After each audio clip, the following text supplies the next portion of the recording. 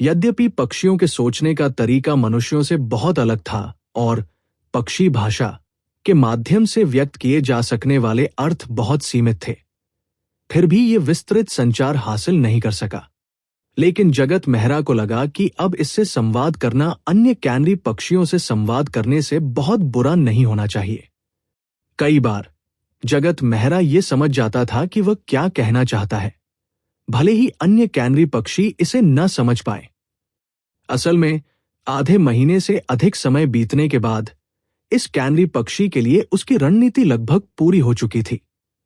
वो उसकी भावनाओं, इच्छाओं और शारीरिक स्थिति का अवलोकन कर सकता था और उसके व्यवहार का सफलतापूर्वक अनुमान लगाने की उसकी संभावना काफी अधिक थी। और ये अनुभव उसे अन्य जानवरों और यहां तक कि मनुष्यों के लिए भी रणनीतियां तैयार करने में मदद कर सकते हैं। 4 अक्टूबर रश्मि सिंह का जन्मदिन।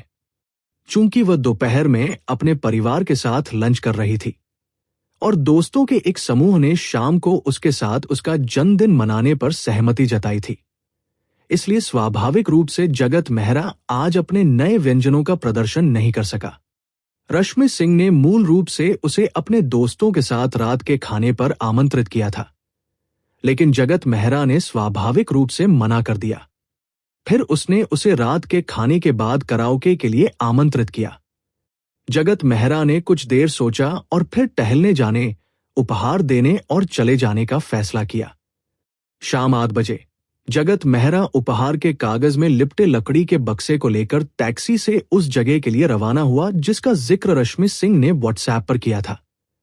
जब जगत मेहरा को उनका निजी कमरा मिला तो उसने देखा कि रश्मि सिंह और कविता बंसल के अलावा अंदर 7 और लोग थे। वे रश्मि सिंह के बचपन के दोस्त और सहपाठी होने चाहिए। रश्मि सिंह के अनुसार ये लोग आमतौर पर यात्रा करते रहते थे और शहर में नहीं रहते थे। वे काम और व्यापार में व्यस्त रहते थे या विवाहित होते थे और अपने परिवार और बच्चों के साथ समय बिताते थे, इसलिए उन्हें आमतौर पर मिलने के बहुत कम अवसर मिलते थे। आज रश्मि सिंह का जन्मदिन था और संयोग से आज राष्ट्रीय दिवस की छुट्टी भी थी। यह एक साथ इकट्ठा होने का एक दुर्लभ अवसर था। वाह, ये डिब्बा तो बहुत भारी है। तुमने मुझे क्या उपहार दिया है? मुझे बहुत जिज्ञासा है। निजी कमरे के दरवाजे पर रश्मि सिंह ने उपहार के कागज में लिपटे डिब्बे को उठाया और उत्सुकता से पूछा। ये मैंने खुद बनाया है। घर पहुंचकर आप इसे खोल सकते हैं, वरना इस डिब्बे को खोलना मुश्किल होगा और इसके अंदर कुछ लगा हुआ है। इसे वापस ले जाना परेशानी भरा होगा, जगत मेहरा ने कहा। रश्मि सिंह के गाल थोड़े लाल थे, शायद इसलिए कि उसने रात के खाने में थोड़ी शराब पी ली थी। अगर उसका हाथ फिसल जाए और लकड़ी की मूर्ति जमीन पर गिर जाए जिससे उसके बाल या हाथ टूट जाए तो यह बुरा होगा। किसी पिशाच द्वारा बनाई गई 2D लकड़ी की मूर्ति तो फिलहाल दुनिया में इकलौती ही होनी चाहिए, है ना? और अगर वह इस समय इसे बाहर निकालता तो आसपास के दोस्तों का ध्यान जरूर आकर्षित होता और वे उससे ढेर सारे सवाल पूछते। वह रश्मि सिंह के दोस्तों के सामने सुर्खियों में आना और ध्यान आकर्षित करना नहीं चाहता था। असल में जगत मेहरा उपहार देने के बाद जाने का बहाना ढूंढने वाला था, न केवल इसलिए कि उसे इतने सारे अपरिचित लोगों के साथ रहने की आदत नहीं थी, बल्कि इसलिए भी कि समय के अनुसार आज वह दिन था जब उसे खून पीना था। उनके आखिरी बार जागने के समय के अनुसार उन्हें आज रात लगभग 9 से 10 बजे के बीच भूख लगनी चाहिए। हालांकि जब कविता बंसल ने उसे देखा तो वो उत्साह से दौड़कर उसके पास गई और उसे निजी कमरे में धकेल दिया। फिर रश्मि सिंह के साथ मिलकर उसने उसे अपने दोस्तों से मिलवाया और उनका परिचय उससे करवाया।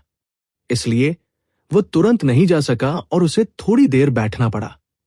हमारे शेफ जगत पाक कला के क्षेत्र में एक विलक्षण प्रतिभा है। उन्होंने 2 महीने से भी कम समय में खाना बना सीखा है, लेकिन उनका खाना बाहर के बेहतरीन रेस्तरां से भी बेहतर है। कविता बंसल ने एक एजेंट की तरह जगत मेहरा की प्रशंसा करना शुरू कर दिया। बोलते बोलते उसने अपना मोबाइल फोन निकाला और पिछले महीने इंस्टाग्राम पर खूब वायरल हुई एक गंजे आदमी की पीठ की तस्वीर दिखाई। ये है हमारे शेफ जगत।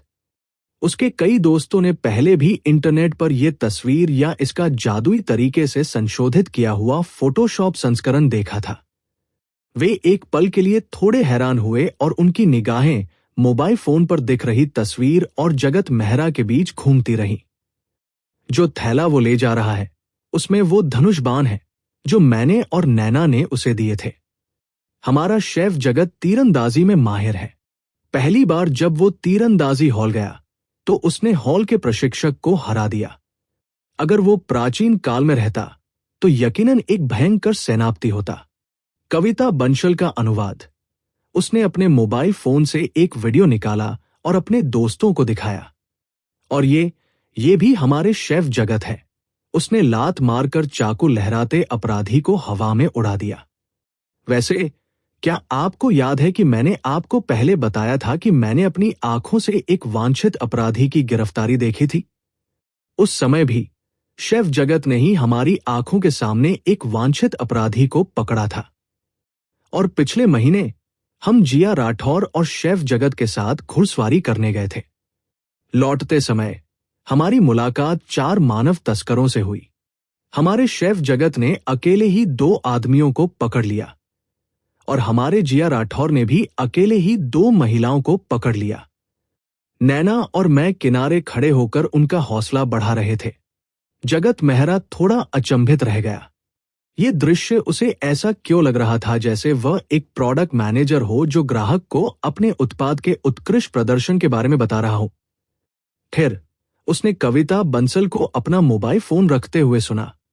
उसने रियो की एक बोतल की ओर इशारा किया और अपने दोस्तों से कहा, अब जब संकेत खत्म हो गया है तो अगला प्रश्न है।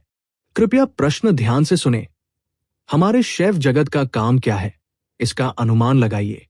जो भी सही अनुमान लगाएगा मैं ये बोतल खत्म कर दूंगा। जो भी गलत अनुमान लगाएगा उसे सजा के तौर पर एक गिलास शराब पीनी पड़ेगी। उनके बगल में बैठी रश्मि सिंह अपनी हंसी नहीं रोक पाई और पेट पकड़कर हंसने लगी। वो पहले से ही कल्पना कर सकती थी कि उसके दोस्त दिमाग खपाने के बाद सजा के तौर पर चुपचाप शराब पी रहे होंगे। भला कौन इसकी कल्पना कर सकता था? निश्चित रूप से दोस्तों के समूह ने एक दूसरे को देखने के बाद एक लड़की ने उत्सुकता से पूछा, पीहू, क्या आपने श्री जगत को पहले ही शेफ जगत नहीं कह दिया था? क्या वो शेफ नहीं है? कविता बंसल ने उसकी ओर आंखें घुमाई। मुझे पीहू मत बुलाओ, मुझे तीसरी बहन कहो। क्या मैंने अभी अभी ये नहीं कहा कि हमारे शेफ जगत पाक कला की दुनिया के लैंग लैंग है? वो एक जीनियस है। उसे खाना बना सीखे हुए अभी सिर्फ 2 महीने ही हुए हैं। ठीक है, आपने एक बार गलत अनुमान लगाया। पियो, एक अन्य चश्मा पहने और छोटी चोटी वाले व्यक्ति ने अनिश्चितता से कहा, क्या वो फिटनेस प्रशिक्षक है? गलत। पीना, एक अन्य व्यक्ति ने अनुमान लगाया। चाकू लहराने वाले अपराधियों को रोकना और वांछित अपराधियों को पकड़ना। क्या वो पुलिस अधिकारी हो सकता है? गलत। पीना, मुझे लगता है कि वह मार्शल आर्ट प्रशिक्षक या किकबॉक्सिंग प्रशिक्षक है। क्या वो किकबॉक्सर हो सकता है? पीना, एक शारीरिक शिक्षा शिक्षक। पीना, हालांकि श्री जगत लड़ाई में बहुत माहिर है लेकिन असल में वे काफी सौम्य दिखते हैं। इसके अलावा उन्होंने चश्मा भी पहना हुआ है। लगता है वे संगीत जगत से जुड़े हैं। ओह, वे चित्रकार भी हो सकते हैं। संक्षेप में वे एक कलाकार हैं। गलत। पियो, ये आपका तीसरा गिलास है। शुरुआत में गलत अनुमान लगाने वाली लड़की ने कुछ देर सोच विचार करने के बाद कहा, पीहू के शातिर और धूर्त स्वभाव को देखते हुए ये अवश्य ही सिद्ध होता है कि श्री जगत का पेशा आपके द्वारा पहले कही गई बातों से बिल्कुल अलग है। ये बहुत संभव है कि उनका व्यक्तित्व उनके बाहरी रूप से बिल्कुल भिन्न हो। तो मुझे लगता है कि वह एक मेकअप आर्टिस्ट है। पियो, पियो, कविता बंसल ने गर्व से आग्रह किया। सातों दोस्तों द्वारा कम से कम 3 गिलास शराब पीने के बाद कविता बंसल ने रश्मि सिंह को जवाब देने के लिए कहा, शेफ जगत एक प्रोग्रामर है। इस घटना के बाद हालांकि जगत मेहरा ने रश्मि सिंह द्वारा अपने दोस्तों का परिचय कराए जाने पर अभिवादन करने के अलावा एक शब्द भी नहीं कहा, लेकिन उसके और रश्मि सिंह के दोस्तों के बीच अपरिचितता काफी हद तक कम हो गई थी। इन दोस्तों में से 3 या तो शादीशुदा थे या जल्द ही शादी करने वाले थे। उनकी 2 पत्नियां भी निजी कमरे में मौजूद थी। वे सभी रश्मि सिंह के हाई स्कूल के सहपाठी थे और उनमें से एक की पहले से ही मंगेतर थी। इसलिए जगत मेहरा के प्रति ईर्ष्या या शत्रुता का कोई संकेत नहीं था। चश्मा पहने और छोटी चोटी वाला आदमी जगत मेहरा से बातचीत करने आया। वह एक गेम कंपनी में आर्ट डायरेक्टर था और उसके पास बात करने के लिए कई सामान्य विषय थे। बियर या रेड वाइन? छोटी चोटी वाले आदमी ने दोस्ताना लहजे में पूछा। माफ कीजिए, मैं शराब नहीं पीता, जगत मेहरा ने विनम्रतापूर्वक मना कर दिया। उसे महसूस हुआ कि रश्मि सिंह के दोस्त ऐसे लोग थे जिनके साथ घुलना मिलना आसान था। शायद इसी को कहावत कहते हैं कि एक जैसे लोग एक साथ रहते हैं। रश्मि सिंह ने मिनरल वाटर की कुछ बोतलें ली और उन्हें जगत मेहरा के सामने मेज पर रख दिया। उसने चोटी वाले आदमी से कहा, शेफ जगत न सिर्फ शराब नहीं पीते बल्कि शीतल पेय भी नहीं पीते, वे सिर्फ पानी पीते हैं। चोटी वाले आदमी ने मुस्कुराते हुए प्रशंसा की और कहा, अच्छी आदत है। उसके बगल में बैठी एक लड़की ने उत्सुकता से पूछा, वो कॉफी भी नहीं पीता, वो जूस भी नहीं पीता, क्या यही जीवन का आधा आनंद नहीं होगा? चोटी वाले आदमी ने पीछे मुड़कर उसकी नाक पर उंगली मारी। क्या तुम्हें लगता है कि जो लोग कॉफी नहीं पीते वे सब तुम्हारी तरह ही उलझन में रहते हैं? जगत मेहरा जानता था कि वे दोनों पति पत्नी हैं। कविता बंसल ने ही उन्हें उससे मिलवाया था। वे दोनों प्राथमिक विद्यालय के समय से ही एक दूसरे को जानते थे। 10 साल से अधिक समय तक उतार चढ़ाव भरे रिश्ते के बाद आखिरकार उन्होंने शादी कर ली। अच्छा, तो आप नैना और पीहो से कैसे मिले? लड़की ने उत्सुकता से पूछा। कविता बंसल ने पीछे से चिल्लाकर कहा, अगर तुमने उसे दोबारा पीहू कहा तो मैं तुम्हें काट लूंगी। जगत मेहरा जानता था कि रश्मि सिंह ने शायद अपने दोस्तों को ये नहीं बताया होगा कि वे एक ब्लाइंड डेट के माध्यम से मिले थे, इसलिए उसने बस इतना कहा, मेरा सहपाठी और नैना की बहन एक दूसरे को जानते हैं। उसके बाद लड़कियों ने बारी बारी से रश्मि सिंह के साथ गाने गाए। जाहिर है रश्मि सिंह केटीवी में माइक पर हमेशा छाई रहती थी, इसलिए उन्हें अच्छी तरह पता था कि उन्हें कौन से गाने पसंद हैं। हालांकि यह कहना जरूरी है कि रश्मि सिंह की गायकी वाकई बहुत अच्छी थी। इसके अलावा वो कुछ जटिल कैंटोनीज और बीटीएस गाने भी गा सकती थी, जैसे सूत्र पाठ करना कठिन और शाश्वत नाव। वो उन्हें बहुत सहजता और कुशलता से गाती थी। हालांकि कविता बंसल और अन्य लड़कियां रश्मि सिंह जितनी अच्छी तरह से नहीं गाती थी, फिर भी उनकी आवाजें अनूठी थी और उनमें एक बुनियादी स्तर था। इससे लोगों को आश्चर्य हुआ कि क्या उन्होंने पहले संगीत का अध्ययन किया था। जब जगत मेहरा उनके गाने का आनंद ले रहा था तो उसे विश्वविद्यालय के दिनों में अंजलि रेड्डी और प्रदीप भाटी के साथ कराओके जाने की याद आ गई। वो बिल्कुल अलग अंदाज था। द इंटरनेशनल से लेकर बाउंडलेस सी एंड स्काई तक, क्लियर स्काई बाउ से लेकर क्रॉसिंग लव तक, ईस्ट ऑफ क्वींस रोड से लेकर my sister lives in the city तक। उसे अब भी याद था कि अंजलि रेड्डी के पसंदीदा गाने जे स्मिथ के गाने थे, लेकिन हर गाने की सिर्फ पहली 2 पंक्तियां ही सही थी और संगीत चो और जे स्मिथ का था और गानों की सिर्फ पहली 2 पंक्तियां ही सही थी।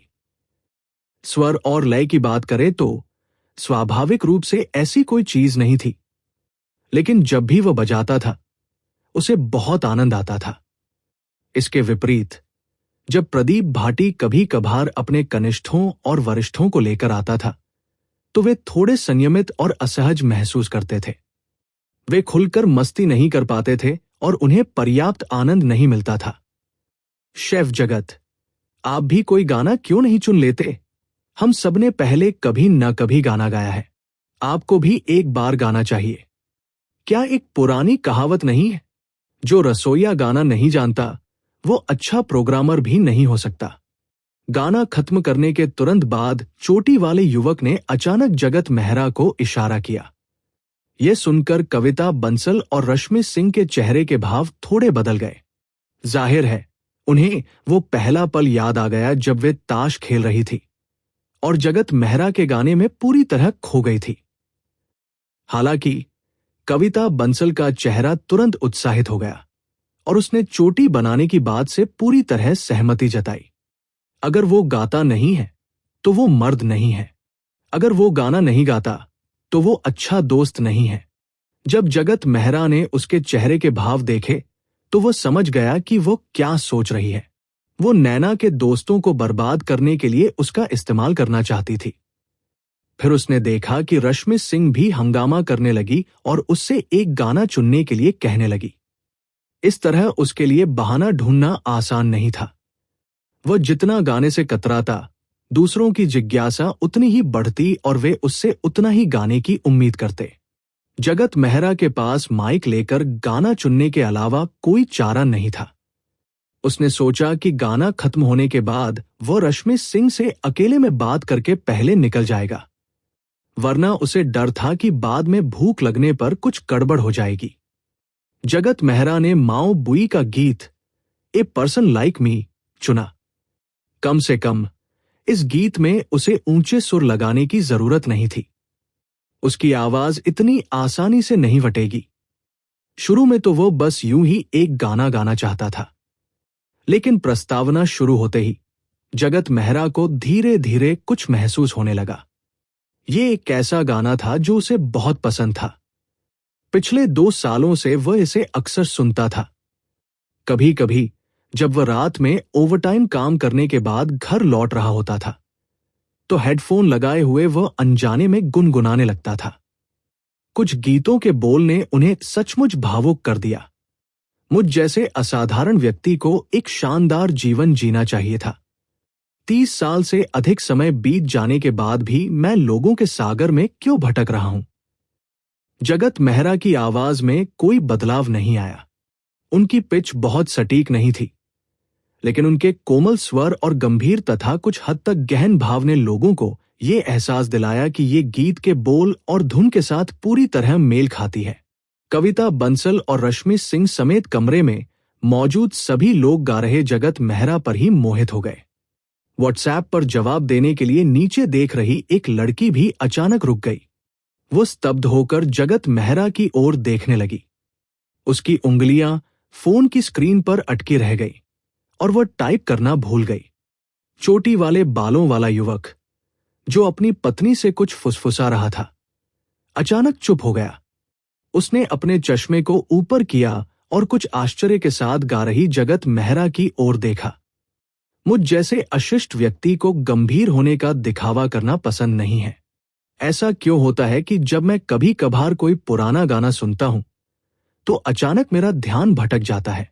जगत मेहरा को वो पल याद आ गया जब उसने पहली बार ये गाना सुना था।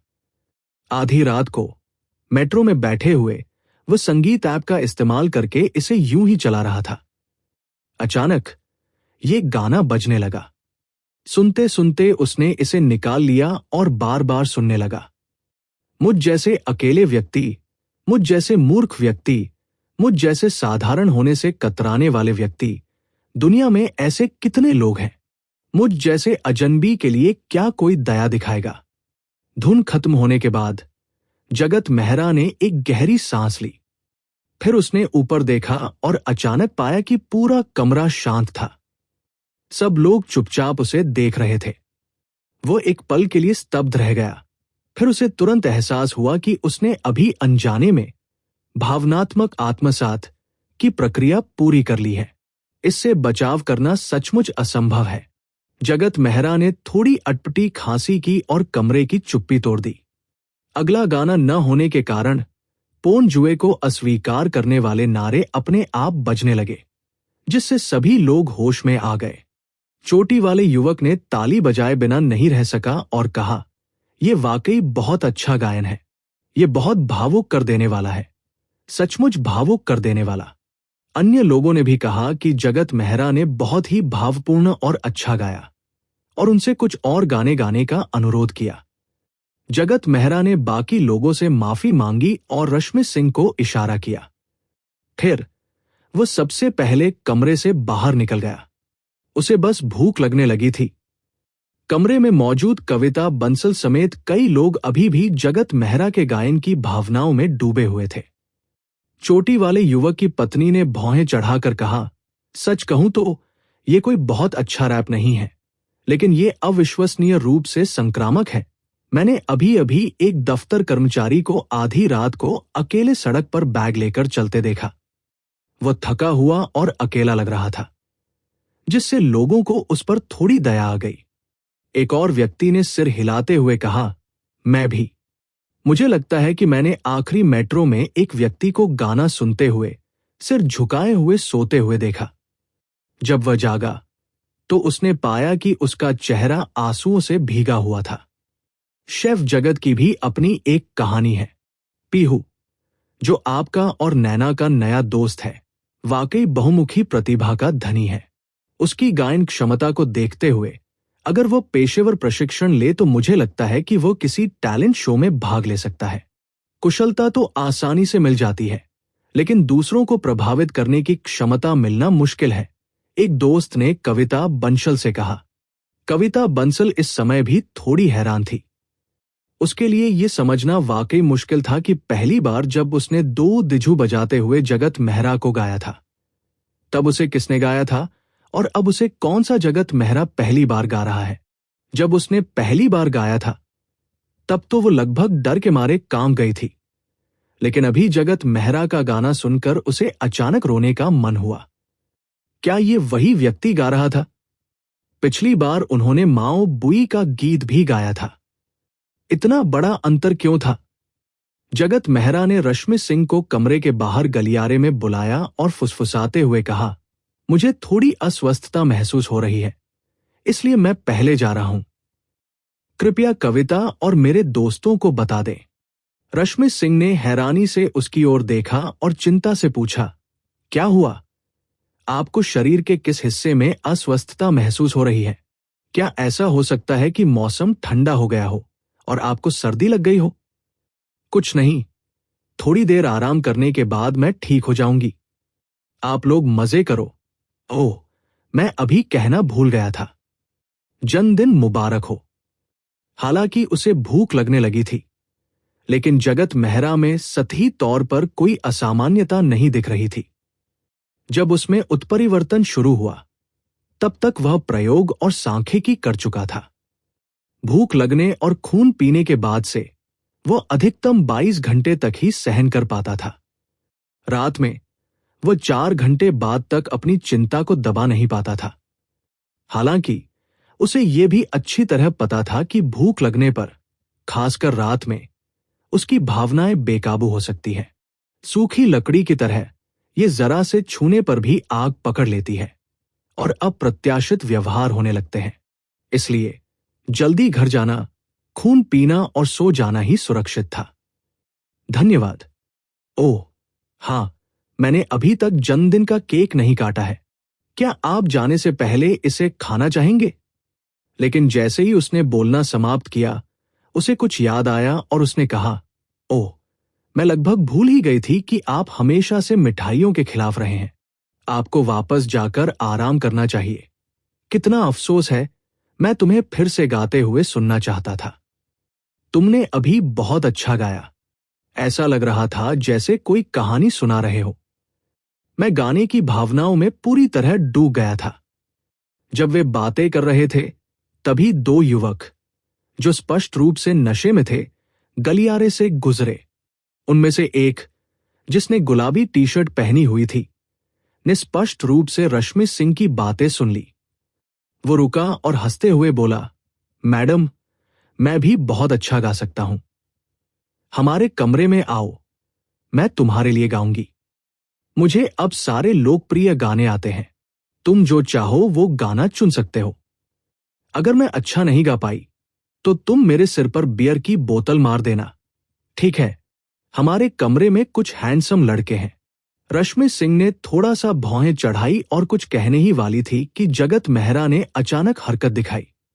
उसने लंबे युवक की गर्दन पकड़ ली और उसे उठाकर गलियारे की दीवार पर पटक दिया। हालांकि जगत मेहरा ने तुरंत हाथ छोड़ दिया, फिर भी युवक ने अपना गला ढक लिया और खांसने के लिए झुक गया। दूसरा युवक भी चौंक गया। वो अनजाने में कुछ कदम पीछे हट गया और फिर आगे की ओर झुक गया। लेकिन जब उसने उस गंजे आदमी को देखा जिसने अचानक उसके साथी को उठाकर चूजे की तरह दीवार पर पटक दिया था और फिर भावहीन होकर उसकी ओर देखा, तो वह तुरंत हिलने की हिम्मत नहीं कर पाया।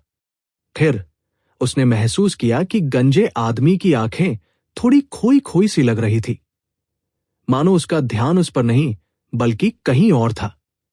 किसी तरह वह थोड़ा मासूम और असमंजस में लग रहा था, लेकिन इस तरह के हाव भाव ने उसे और भी डरा दिया। उसने अपने मुंह से निकलने वाले अपशब्दों को निगल लिया और गलियारे की दीवार से सटकर अपने साथी को, जो अपने गले को पकड़े हुए असहज दिख रहा था, खींचकर दूर ले गया। गुलाबी टी शर्ट पहने लंबे युवक ने अपने साथी का हाथ झटक दिया और गुस्से से जगत मेहरा की ओर देखा। तुम? जगत मेहरा ने उसकी आंखों में नहीं देखा।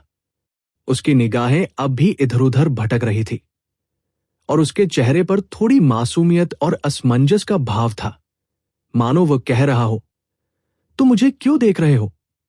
मैंने कुछ नहीं किया। लंबे कद के युवक ने आंखें फाड़कर जगत मेहरा को घूरा। उसने मुट्ठियां भींच ली, मानो उसे मारना चाहता हो, लेकिन कुछ देर झिझकने के बाद उसने बस इतना कहा, बस तुम इंतजार करो, और फिर उसका साथी उसे खींचकर ले गया। जाहिर है उन्हें ये नहीं पता था कि जगत मेहरा को उस लंबे युवक को पकड़ते ही पछतावा होने लगा था। उसे एहसास हुआ कि भूख के कारण उसका मूड खराब था, इसलिए उसने तुरंत अपनी ताकत पर काबू पा लिया। हालांकि उसने कहा कि उसने उस लंबे युवक को जोर से पटका, लेकिन असल में उसने उसे बस एक पल के लिए दीवार से सटा दिया था। हालांकि ये क्रिया देखने में बड़ी लग रही थी, लेकिन इससे उसे कोई नुकसान नहीं हुआ। अपना कदम उठाने के बाद जगत मेहरा ने जानबूझकर उन दोनों से अपना ध्यान हटा लिया। उसने उन पर ध्यान नहीं दिया और मन ही मन दोहराता रहा, गुस्सा मत करो, गुस्सा मत करो। अगर तुम गुस्सा हो जाओगे तो तुम्हारी देखभाल कोई नहीं करेगा। अगर मैं तुम्हें गुस्से से मार डालूं तो कौन संतुष्ट होगा? शरीर रंग शून्यता से अलग नहीं है, शून्यता रंग से अलग नहीं है। रंग शून्यता है, शून्यता शून्यता है। उन्हें पता था कि उन्हें सीधे कदम नहीं उठाना चाहिए था। इससे निपटने का कोई बेहतर तरीका होना चाहिए था। सामान्य परिस्थितियों में होता तो कोई बड़ी बात नहीं होती, लेकिन अब अगर वे सचमुच लड़े तो उसे जांच के लिए पुलिस स्टेशन ले जाया जाएगा। इससे काफी समय बर्बाद होगा। अब हर मिनट की देरी एक और अनिश्चितता बढ़ा रही थी। उसने उन दोनों युवकों पर ध्यान देने की हिम्मत तक नहीं की। रात में जब वह भूखा प्यासा था और खून का प्यासा था, उसे डर था कि कहीं वो अनजाने में ही आध्यात्मिक धमकी का प्रयोग न कर ले और उसका असर खुद पर न हो जाए।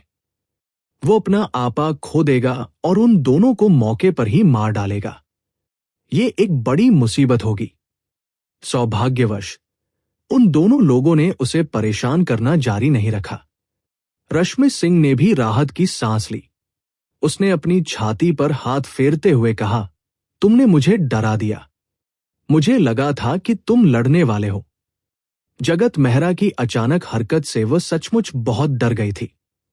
जब तक उसने प्रतिक्रिया दी और लड़ाई रोकने की कोशिश की, तब तक वे दोनों भाग चुके थे। सच कहूं तो वो अभी अभी जगत मेहरा के प्रदर्शन से थोड़ी हैरान थी।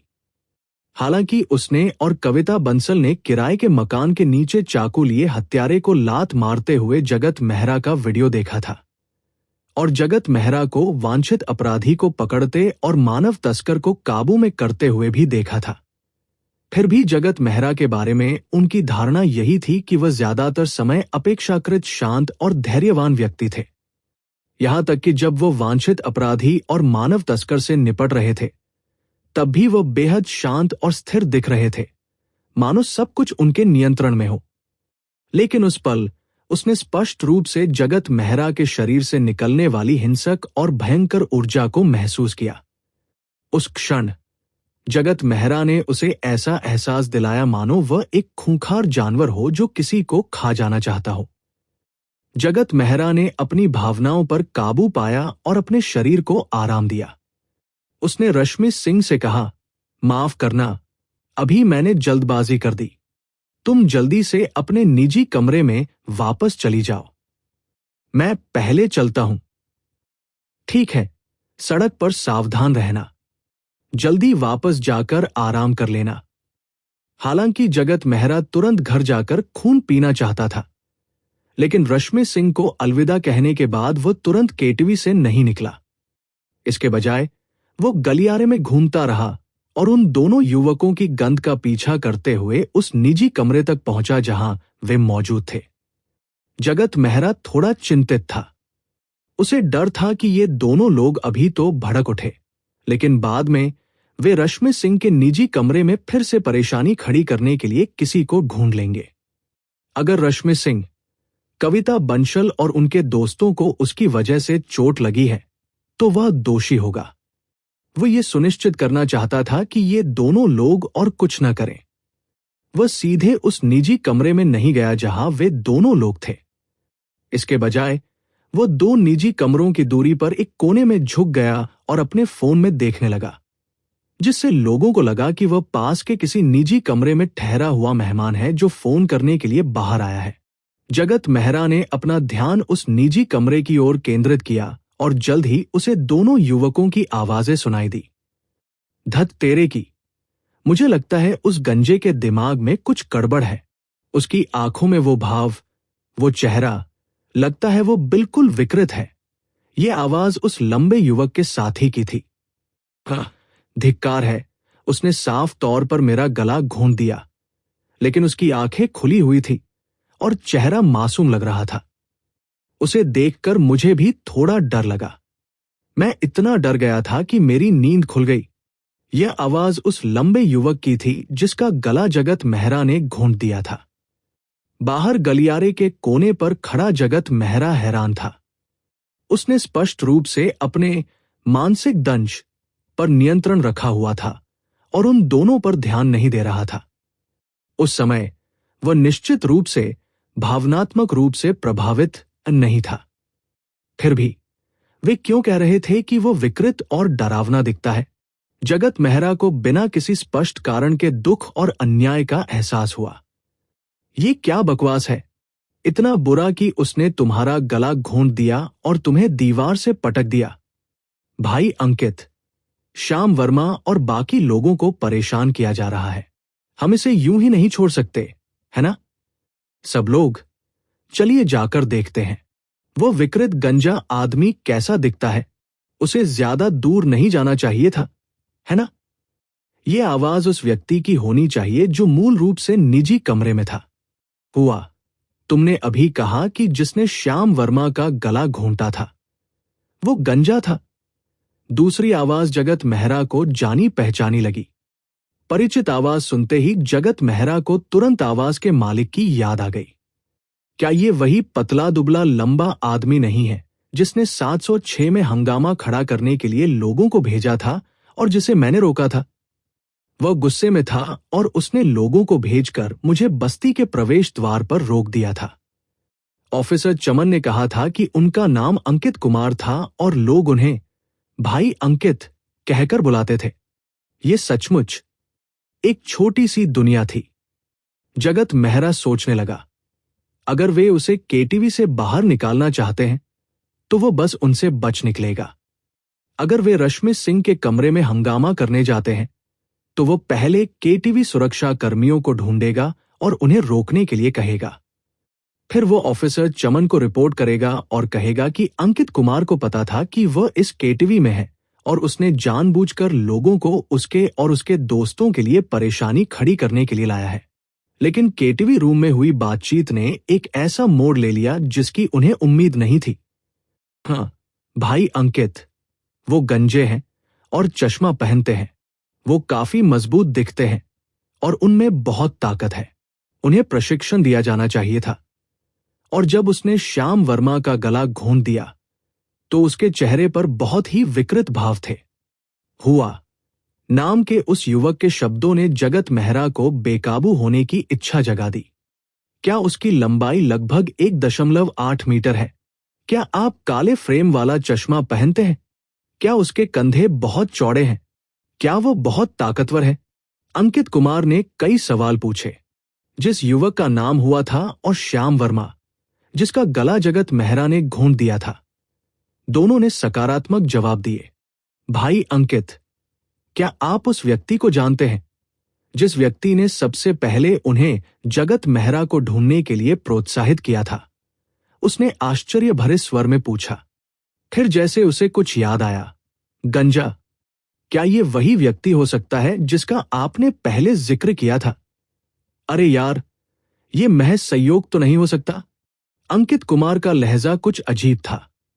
गंजा, काले फ्रेम वाला चश्मा पहने, 1.8 मीटर लंबा, बहुत ताकतवर, लोगों को पागल और यहां तक कि विकृत सा एहसास दिलाता है। 90% संभावना है कि यह वही व्यक्ति है। मुझे नहीं लगता कि उसी शहर में उसके जैसा कोई दूसरा व्यक्ति है। श्याम वर्मा हुआ। क्या वो गंजा आदमी वही लड़की है जिसे तुम लोगों ने परेशान किया था? भाई, हमने उसे परेशान नहीं किया। हमने बस नमस्ते कहा और पूछा कि क्या वो केटीवी रूम में खेलने आना चाहती है। लंबे कद के युवक की आवाज में थोड़ी नाराजगी झलक रही थी। अरे, क्या तुम्हें लगता है कि मैं तुम्हारे चरित्र को नहीं जानता? तुमने जरूर कुछ ज्यादा ही बोल दिया होगा। बस इसे स्वीकार करो। झगड़ा मोल लेने की जहमत मत उठाना और उस निजी कमरे में जाने के बारे में भी मत सोचना, वरना मैं भी तुम्हारी रक्षा नहीं कर पाऊंगा। अंकित कुमार ने नाराजगी भरे लहजे में कहा। भाई अंकित, उस गंजे का क्या बैकग्राउंड है? क्या तुम भी उसे उकसाने की हिम्मत नहीं करते? ये एक कोमल महिला की आवाज थी। अंकित कुमार का लहजा गंभीर हो गया। अगर श्याम वर्मा का गला घोंटने वाला गंजा वही है जिससे मैं पहले मिला था, तो उससे पंगा लेना हमारे बस की बात नहीं है, क्योंकि मैं कुछ लोगों को उसे रोकने के लिए लाया था। इसलिए मेरे इलाके के पुलिस अधिकारियों ने मुझे कुछ दिनों तक परेशान किया। बार को 2 बार बंद करवाया गया। बाद में मुझे पुलिस ने बात करने के लिए भी बुलाया। क्या वो आदमी पुलिस वाला है? गुप्तचर? ये एक आश्चर्यचकित आवाज थी। कमरे में मौजूद बाकी सभी लोगों ने भी इसी तरह के संदेह व्यक्त किए। अंकित कुमार ने आगे कहा, मैंने उस गंजे आदमी की गुप्त रूप से जांच करने के लिए किसी को भेजा था। धत तेरे की, ऊपर से तो वह एक प्रोग्रामर लगता है, लेकिन असल में उसका अतीत बेहद रहस्यमय है। हालांकि वह पुलिस अधिकारी नहीं है, लेकिन आपराधिक पुलिस इकाई से उसके गहरे संबंध हैं। क्या आपको पिछले महीने टीवी पर आई उस रिपोर्ट की याद है जिसमें हत्या और डकैती के आरोप में वांछित व्यक्ति के बारे में बताया गया था? क्या आपको पता है कि उसे कैसे गिरफ्तार किया गया था? इस गंजे आदमी ने ही उसे सड़क पर आमने सामने की लड़ाई में हरा दिया था। इसके अलावा इस महीने इस गंजे व्यक्ति द्वारा कुछ लोगों को पुलिस स्टेशन भेजा गया। पहले मैं उस गंजे आदमी को रोकने के लिए लोगों को लेकर आया था। कुछ लोगों ने उसे घेर लिया था, लेकिन वह बिल्कुल भी डरा नहीं था। एक लड़का जिसने अभी अभी हाई स्कूल से ग्रेजुएशन किया था, अपने पेट पर चाकू रखे हुए था। अंत में उसे पीछे धकेल दिया गया। लड़का इतना डरा हुआ था कि वह चाकू को ठीक से पकड़ भी नहीं पा रहा था। ऐसा लग रहा था जैसे वो बुरी तरह डर गया हो। बाद में उस बच्चे ने बताया कि उसने गंजे आदमी को फिर से सड़क पर देखा। उसने कहा कि गंजा आदमी उसे जान से मारना चाहता था। वो इतना डर गया था कि वो पुलिस के पास भाग गया। खैर, मैं इस शहर में इतने सालों से रह रहा हूं और मैंने बहुत से बार चलाने वाले लोगों से मुलाकात की है, चाहे वे अंडरवर्ल्ड में हों या नहीं। मैंने कभी किसी ऐसे व्यक्ति को नहीं देखा जो मुझे उस तरह का एहसास दिला सके। यह ऐसी चीज नहीं है जिसे सामान्य समाज में सिखाया जा सके। मुझे संदेह है कि यह गंजा व्यक्ति सरकार के लिए विशेष मामलों से निपटने में माहिर हो सकता है। अंकित कुमार के बोलते ही निजी कमरा अचानक शांत हो गया। अभी अभी जगत मेहरा द्वारा गला घोंटे गए श्याम वर्मा ने संदेह से कहा, वो गंजा, क्या वो विदेश से लौटा कोई सैनिक राजा हो सकता है? निजी कमरे के बाहर गलियारे के कोने पर छुपकर बातें सुन रहा जगत मेहरा भी हक्का बक्का रह गया। मुझे ये क्यों नहीं पता कि मैं इतना शानदार हूं? इस आदमी की कल्पना शक्ति कुछ ज्यादा ही है। आखिर चल क्या रहा है? उसने तो यहां तक कह दिया कि वह सरकार के लिए विशेष मामलों से निपटने में माहिर व्यक्ति है। क्या उसने बहुत ज्यादा उपन्यास और अमेरिकी ड्रामा देख लिए हैं? उसने तो यहां तक कह दिया कि उसने मेरी गुपचुप जांच की है। अगर उसने ऐसा किया है तो उसे स्पष्ट रूप से पता होना चाहिए कि मेरा रिज्यूमे बेदाग है और उसमें किसी भी तरह की हेराफेरी की कोई संभावना नहीं है। हालांकि इस बारे में सोचने के बाद जगत मेहरा को कुछ हद तक समझ आ गया। अंकित कुमार ने गंजे जगत मेहरा को जितना अधिक शक्तिशाली, रहस्यमय और मजबूत पृष्ठभूमि वाला बताया, उतना ही जगत मेहरा द्वारा अपमानित किए जाने का उसका अनुभव कमजोर होता गया। खासकर तब जब 706 के बाहर जगत मेहरा ने उसकी पिटाई की थी। अगर उसकी पिटाई करने वाला कोई रहस्यमय व्यक्ति होता और उसका सरकारी बैकग्राउंड होता तो शायद इतनी शर्मिंदगी नहीं होती। हालांकि अंकित कुमार चाहे जो भी सोच रहा हो, जब तक वे रश्मि सिंह और उसके दोस्तों के साथ किसी तरह की परेशानी खड़ी नहीं करते, तब तक सब ठीक था। यह सुनकर कि अंकित कुमार जगत मेहरा से दोबारा मिलने से बचने के लिए निजी कमरे में मौजूद सभी लोगों को अपने बार में शराब पिलाने के लिए ले जाना चाहता है, जगत मेहरा ने छुपकर सुनना बंद कर दिया। वह गलियारे के दूसरी ओर से मुख्य द्वार तक गया, फिर एक टैक्सी ली और सीधे घर चला गया। भूख का एहसास और भी तीव्र होता जा रहा था। जगत मेहरा को अलविदा कहने के बाद निजी कमरे में लौटी रश्मि सिंह थोड़ी खोई खोई सी थी। वो अब गा नहीं सकती थी। कुछ देर बाद जन्मदिन का गीत गाने, मोमबत्तियां बुझाने, मन्नतें मांगने और केक बांटने के बाद सबने अलविदा कहा और चले गए। आखिरकार वे उस उम्र से आगे निकल चुके थे जहां वे रात भर गा सकते थे और नशे में चूर हो सकते थे। घर लौटने के लिए एक नामित ड्राइवर को बुलाने और रश्मि सिंह को उपहार को लिफ्ट में ले जाने में मदद करने के बाद कविता बंसल ने बुदबुदाते हुए कहा, जगत मेहरा ने क्या उपहार दिया है? ये तो लकड़ी का इतना बड़ा बक्सा है और ये काफी भारी भी है। अरे नैना, वो केक काटे बिना क्यों चला गया? क्या मैंने तुम्हें निजी कमरे में नहीं बताया था? उनकी तबीयत ठीक नहीं थी, इसलिए वे पहले चले गए। रश्मि सिंह ने लिफ्ट का बटन दबाते हुए जवाब दिया। ये तो बहाना ही होगा। वो बैल जितना ताकतवर है, इतनी आसानी से असहज कैसे हो सकता है? मुझे लगता है कि उसे डर था कि हम उससे दोबारा गाने के लिए कहेंगे, इसलिए उसने जानबूझकर जाने का बहाना ढूंढ लिया। मुझे तो काफी समय से पता है कि जगत मेहरा को सामाजिक भय है। नहीं, मुझे लगता है कि वो वास्तव में थोड़ा असहज महसूस कर रहा था। रश्मि सिंह ने कुछ देर सोचने के बाद भौहें चढ़ाते हुए कहा। कविता बंसल ने अपनी सहेली को अजीब नजरों से देखा और पूछा, वैसे तुमने निजी कमरे के बाहर उससे क्या कहा? वापस आने के बाद तुम थोड़े खोए खोए से क्यों लग रहे थे? कुछ खास नहीं, उसने बस इतना कहा कि उसकी तबीयत ठीक नहीं है और वो पहले ही चला गया। रश्मि सिंह ने उसे राहगीरों पर जगत मेहरा के अचानक हमले के बारे में नहीं बताया था, लेकिन वह बार बार जगत मेहरा के उस क्रूर क्रोध के बारे में सोचने से खुद को रोक नहीं पाई। साथ ही उसे ए पर्सन लाइक मी गाते समय जगत मेहरा की निराशा और बेबसी भी याद आ रही थी। जैसे जैसे वह जगत मेहरा को अधिक समय तक जानती गई, जगत मेहरा की छवि और अधिक जटिल होती गई और वह उसे और अधिक समझने में असमर्थ होती गई। विभाजन रेखा। कल 1 सितंबर है। कई छात्र और दोस्त स्कूल शुरू होने का स्वागत करेंगे और ये किताब अलमारियों पर रखने के लिए तैयार है। बर्गर गुणवत्ता सुनिश्चित करते हुए अपडेट की गति बढ़ाने का पूरा प्रयास करेगा। आशा है कि आप सभी शुरुआती ऑर्डर में सहयोग करेंगे। धन्यवाद। घर लौटने और रश्मि सिंह से अनुमति मिलने के बाद कविता बंसल जगत मेहरा से मिले उपहार को खोलने के लिए बेताब थी। उसे इस बात की बहुत उत्सुकता थी कि जगत मेहरा के बड़े बक्से में क्या है। रंगीन कागज को खोलते हुए कविता बंसल ने कहा, जगत मेहरा ने मुझसे चुपके से पूछा था कि मुझे आपको क्या उपहार देना चाहिए। रश्मि सिंह मुस्कुराई और बोली, ओह, आपने क्या उत्तर दिया?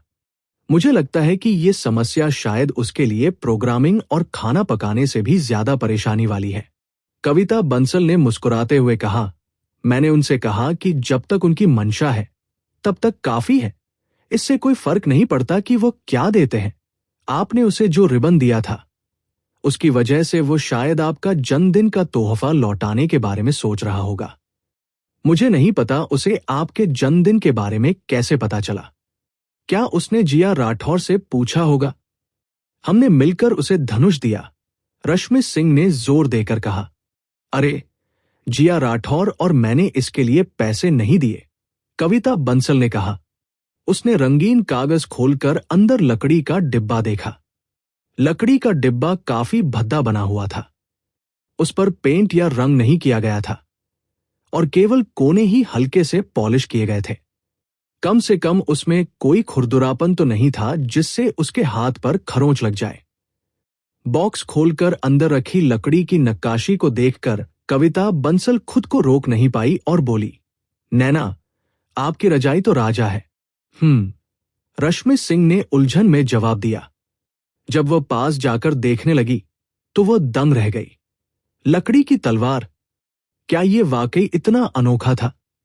उन दोनों ने सावधानीपूर्वक बक्से की कुंडी खोली, लकड़ी की नक्काशी को बाहर निकाला और उसे मेज पर रख दिया। लकड़ी की नक्काशी पर कोई रंग नहीं किया गया था और उसमें केवल लकड़ी का प्राकृतिक रंग ही था। फिर भी उन्हें रहस्यमय ढंग से उसमें एक जीवंतता का एहसास हुआ। ऐसा लग रहा था मानो वे नक्काशी की आंखों में दृढ़ संकल्प देख सकते हों और उसके बाल भी हवा में लहरा रहे हों। रश्मि सिंह को तो ऐसा लगा मानो लकड़ी की मूर्ति अपनी तलवार उठाकर दहाड़ते हुए कहेगी, एक स्करीस्टिक। मूर्तिकला कौशल और अनुभव या कलात्मक डिजाइन की समझ के मामले में जगत मेहरा स्वाभाविक रूप से कुछ भी नहीं था। उसमें कलात्मक प्रतिभा का कोई खास अंश नहीं था। हालांकि चूंकि उनका सामग्रियों और औजारों से गहरा जुड़ाव हो गया था, इसलिए उन्हें नक्काशी की प्रक्रिया पर पूर्ण नियंत्रण का आभास होता था। वे नक्काशी में अपनी इच्छानुसार कुछ भी अभिव्यक्ति कर सकते थे और लकड़ी की नक्काशी को अपनी इच्छानुसार आकार दे सकते थे। कविता बंसल ने लकड़ी की नक्काशी पर बने पॉलिश किए हुए कवच को छुआ और आह भरी। जगत मेहरा को रजाई राजा की ऐसी लकड़ी की नक्काशी कहां से मिली? ये सचमुच अनोखा था। इस पर काफी पैसा खर्च हुआ होगा। आह, ये ठीक नहीं है। मुझे कुछ लकड़ी की नक्काशी भी खरीदनी है। मुझे नहीं पता उसने इन्हें कहां से खरीदा है। कविता बंसल को अपना फोन निकालकर लकड़ी की नक्काशी की तस्वीरें लेते देख रश्मि सिंह को याद आया कि जगत मेहरा ने उपहार देते समय क्या कहा था और उसने बुदबुदाते हुए कहा, ऐसा लग रहा था जैसे उसने कहा हो कि उसने इसे खुद बनाया है। तस्वीरें खींच रही कविता बंसल दंग रह गई। उन्होंने आंखें चौड़ी करते हुए कहा, यह असंभव है। क्या वो लकड़ी की नक्काशी करना जानता है? उसने सिर हिलाकर कहा, असंभव, मुझे विश्वास नहीं हो रहा। हो सकता है कि उसने किसी से इसे मनचाहे तरीके से बनवाया हो, लेकिन खुद बना? मैंने तो कभी नहीं सुना कि वो लकड़ी की नक्काशी करता है। जब हम पहले उनके घर गए थे तो हमें वहां इससे संबंधित कुछ भी नहीं मिला। हमें वहां लकड़ी की एक भी नक्काशी या एक भी औजार नहीं दिखा। इसके अलावा वो एक प्रोग्रामर है, कला स्नातक नहीं। हालांकि रश्मि सिंह भी लकड़ी की नक्काशी देखकर बहुत हैरान हुई। फिर भी उसने कहा, मुझे नहीं लगता कि उसके झूठ बोलने का कोई कारण है। दरअसल उपहार देने की बात आती थी तो ये जिद करने की कोई जरूरत नहीं थी कि उसने जो चीजें खरीदी हैं वे उसने खुद बनाई हैं। इस तरह का आसानी से पकड़ा जाने वाला झूठ अर्थहीन था। इसके अलावा उसे ये भी लगा कि जगत मेहरा के सामान्य व्यक्तित्व को देखते हुए इस तरह का झूठ बोलना असंभव या अपमानजनक था। कविता बंसल ने हाथ बढ़ाकर लकड़ी की नक्काशी के सिर पर बने होगा पहलू को धीरे से सहलाया। उसने सोचा, क्या ऐसा हो सकता है कि उसने खास तौर पर तुम्हारे लिए उपहार बनाने के लिए लकड़ी तराशना सीखा हो? खैर, ऐसा नहीं होना चाहिए। उसने इसे पहले ही सीख लिया होगा। शायद उसने इसे फिर से सीखा होगा। अगर उसने इसे आखिरी समय में सीखा है तो उसके लिए इसे इस तरह तराशना असंभव है। आह, ये शेफ जगत तो वाकई सबको ईर्ष्या दिलाता है। खाना बना सीखने के कुछ ही समय बाद वो रेस्टोरेंट खोलने लायक शेफ बन गया। तीरंदाजी में भी उसने पहली ही कोशिश में आसानी से निशाने पर वार किया। वो अपने कोच को भी हरा सकता है। वो ताश और लड़ाई में भी माहिर है। अरे हाँ, क्या सिस्टर किन ने ये नहीं कहा था कि उसका बॉयफ्रेंड अभी भी शिकायत कर रहा है कि उसने अपने गंजे दोस्त को जिम में काफी समय से नहीं देखा? ऐसा कहा जाता है कि जिम में जगत मेहरा को भगवान के समान दर्जा प्राप्त है। पहले तो मैं उसके बेसुरी आवाज पर हंस सकता था, लेकिन आज उसने जो गाना गाया उसे सुनकर मेरी आंखों में लगभग आंसू आ गए।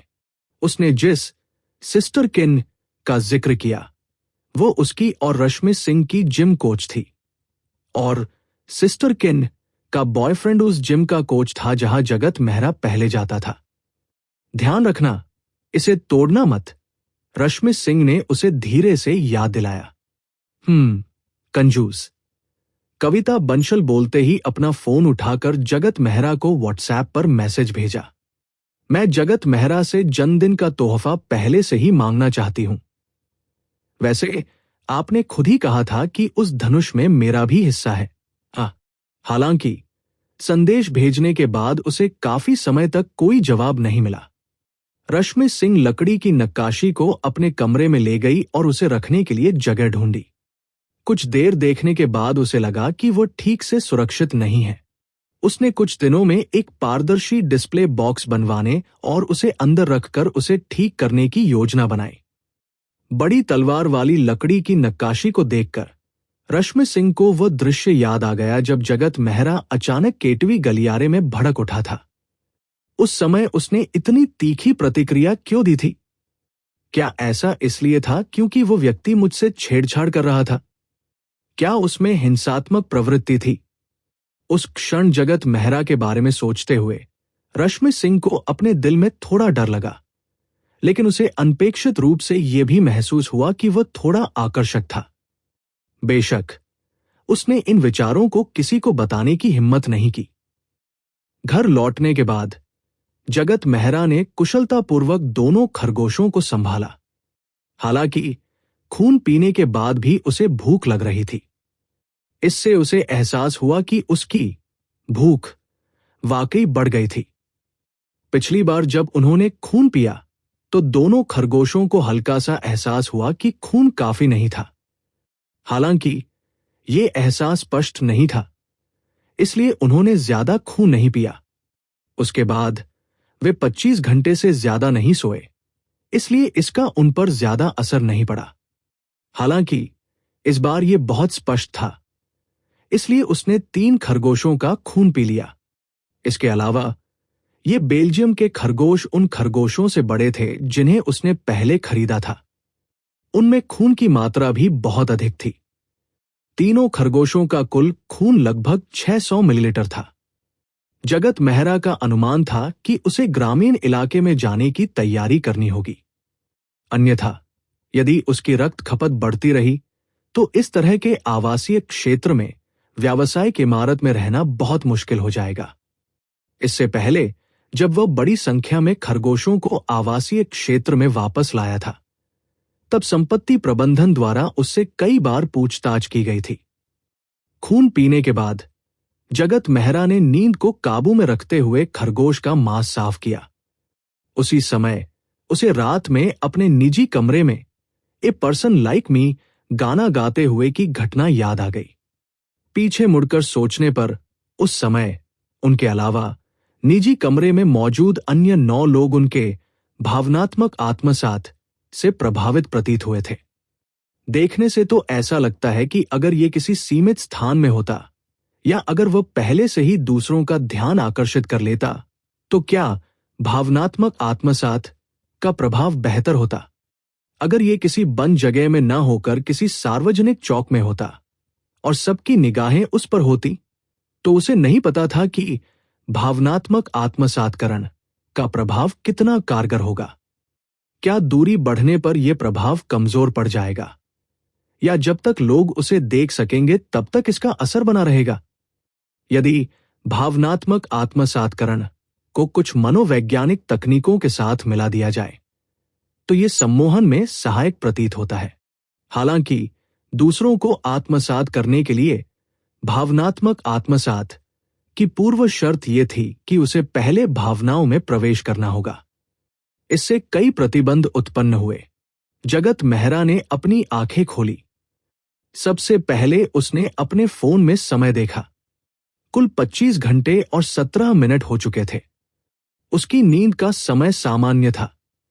नियमित रूप से नहाने के बाद जगत मेहरा कंप्यूटर के सामने बैठ गया और अपने फोन और क्यूक्यू पर यह देखने के लिए जांच की कि क्या पिछले 25 घंटों में कोई संदेश आया है जिसका उसे जवाब देना है। खैर, आउटसोर्स किए गए काम का अंतिम भुगतान भेज दिया गया है। दूसरी पार्टी जगत मेहरा के काम से काफी संतुष्ट थी और उसने कहा कि जल्द ही एक और काम मिल सकता है। उसने उम्मीद जताई कि जगत मेहरा इसे स्वीकार कर लेंगे। फिर उसने अपना फोन देखा। रश्मि सिंह ने लकड़ी की नक्काशी की कुछ तस्वीरें भेजी थी। उसने कहा कि उपहार बहुत अच्छा था और उसे बहुत पसंद आया। ये कहना ही पड़ेगा कि महिलाएं फोटोग्राफी में प्रतिभाशाली होती हैं। रश्मि सिंह द्वारा मेज पर ली गई तस्वीरों ने लकड़ी की नक्काशी को और भी अधिक आकर्षक बना दिया। कविता बंसल ने लकड़ी की नक्काशी की 2 तस्वीरें भी भेजी और कहा कि उन्हें जन्मदिन का अग्रिम उपहार चाहिए। फिर उन्होंने एक एनीमे चरित्र का नाम भेजा और कहा कि वह इसे अपनी पसंद के अनुसार बनवाना चाहती है। समय देखकर लग रहा था कि लगभग आधी रात हो चुकी है। जगत मेहरा ने कोई जवाब नहीं दिया। हालांकि ये अच्छी बात थी कि कविता बंसल उस लकड़ी की नक्काशी को उपहार के रूप में देना चाहता था। उपहार देने का समय आने पर उसे इस बात की चिंता नहीं करनी पड़ी कि क्या उपहार देना है। एक ही कला का बार बार उपयोग करना अच्छा लगा। उफ, कितना अच्छा होता अगर वह जिया राठौर को उसके जन्मदिन पर लकड़ी की नक्काशी भेंट कर पाता। क्या आप उसे लकड़ी का कंकाल बनाकर देंगे या फिर मस्तिष्क की संरचना का आरेख दर्शाने वाली लकड़ी की कोई नक्काशी? अपने फोन को देखने के बाद जगत मेहरा ने क्लाउड सर्वर पर स्थापित किए गए क्रॉलर की जांच करने के लिए आगे बढ़ा। यद्यपि उनके द्वारा निर्धारित नियम अधिक जटिल थे, लेकिन जानवरों के लिए शर्तों में ढील दिए जाने के बाद भी उन्हें अक्सर ऐसी बहुत सी जानकारी मिलती थी जिसे उन्हें व्यक्तिगत रूप से सत्यापित करने की आवश्यकता होती थी। हालांकि इतने लंबे समय के बाद भी बिना किसी अपवाद के कोई भी उपयोगी जानकारी नहीं मिली। उसे अभी भी उसी तरह का दूसरा व्यक्ति नहीं मिल सका। इसलिए जब उन्होंने आज परिणाम तलाशे तब भी उन्हें ज्यादा उम्मीद नहीं थी। लेकिन जिस बात ने उन्हें आश्चर्यचकित किया वो ये थी कि इस बार के परिणामों में वास्तव में एक ऐसी जानकारी थी जो उनकी स्थिति से बेहद मिलती जुलती थी। मैं बिना बुलाए अपने निजी अनुभव के बारे में बात करने आया था।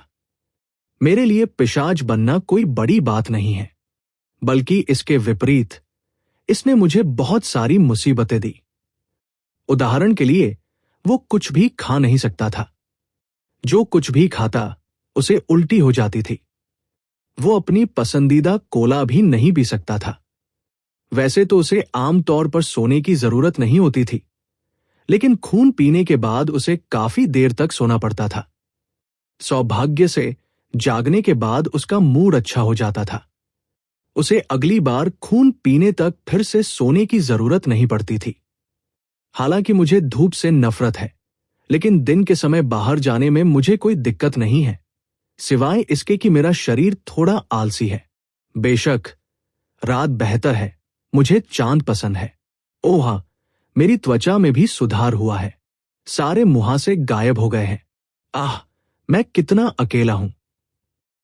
पता नहीं कब मुझे दूसरे पिशाचों से मिलने का मौका मिलेगा। जगत मेहरा तुरंत संदेश के स्रोत की जांच करने गया। ये जीहू की ओर से था।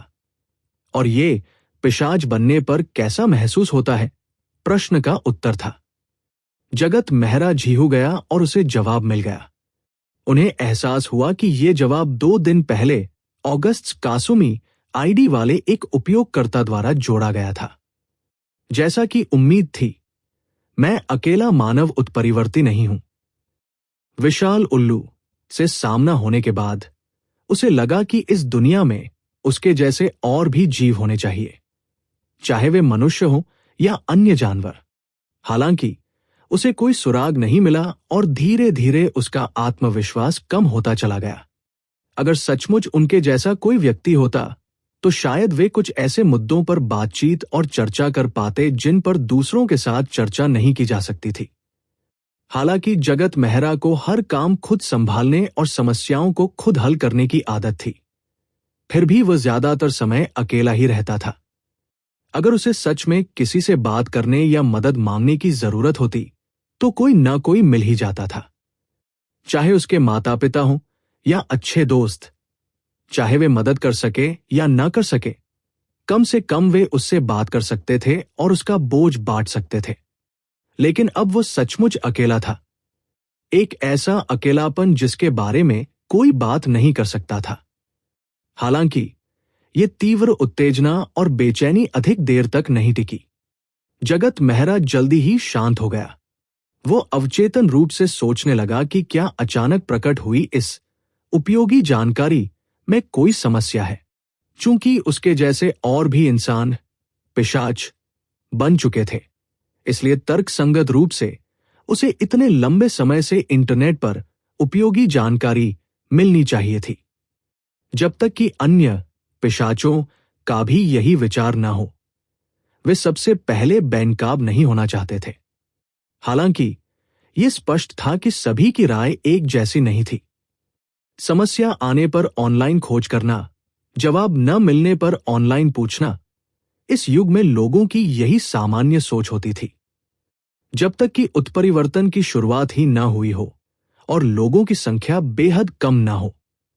जगत मेहरा और जीहू पर प्रश्न का उत्तर देने वाला व्यक्ति पहले बैच में शामिल थे। हालांकि जिस समय विशाल उल्लू में उत्परिवर्तन हुआ था, उसे देखते हुए इस संभावना की संभावना अधिक नहीं थी। जगत मेहरा ने अपना ध्यान फिर से जवाब पर केंद्रित किया। अगर कोई उसकी तरह पिशाच या उत्परिवर्तित न होता तो वह निश्चित रूप से सोचता कि यह जवाब किसी भोली भाली लड़की की नासमझी भरी कल्पना है। और तो और यह ऐसी कल्पना थी जो बिल्कुल भी दिलचस्प नहीं थी। इसीलिए तो अब तक इस पर एक भी लाइक नहीं आया था। क्या ऐसा हो सकता है कि वह सिर्फ कल्पना कर रही थी और संयोगवश कुछ विशेषताओं का सही वर्णन कर बैठी हो? उन्होंने इस अनुमान को तुरंत खारिज कर दिया, क्योंकि उत्तर में न केवल कुछ विशेषताएं सही थी, बल्कि उससे भी महत्वपूर्ण बात यह थी कि कोई भी विशेषता गलत नहीं थी।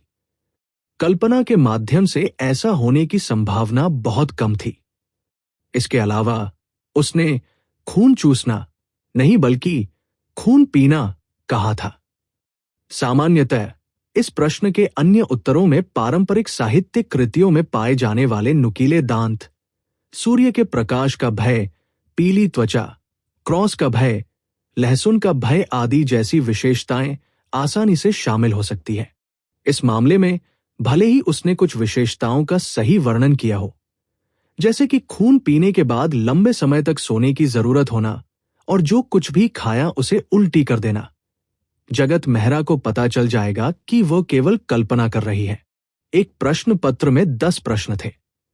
यदि आपने 5 प्रश्नों के सही उत्तर दिए तो भी शिक्षक यही सोचेगा कि आप केवल अनुमान लगा रहे हैं। लेकिन यदि आपने सभी 10 प्रश्नों के सही उत्तर दिए तो शिक्षक केवल यही सोचेगा कि आपको उत्तर पहले से ही पता थे। उसके जवाब का लहजा ऐसा लग रहा था मानो वह जानबूझकर कहानी सुना रही हो। ऐसा लग रहा था जैसे वह चाहती हो कि दूसरे लोग ये सोचें कि वह बातें मनगढ़ंत बना रही है ताकि सामान्य लोग उसके जवाब को नजरअंदाज कर दें। अन्यथा वो इसे इतनी आसानी से नजरअंदाज नहीं करती, चूंकि वो पहले भी इसका अनुभव कर चुकी थी। इसलिए वो उत्परिवर्तन के दर्द को अच्छी तरह जानती थी। ये वही भय और भ्रम था जो किसी अज्ञात का सामना करते समय महसूस होता है।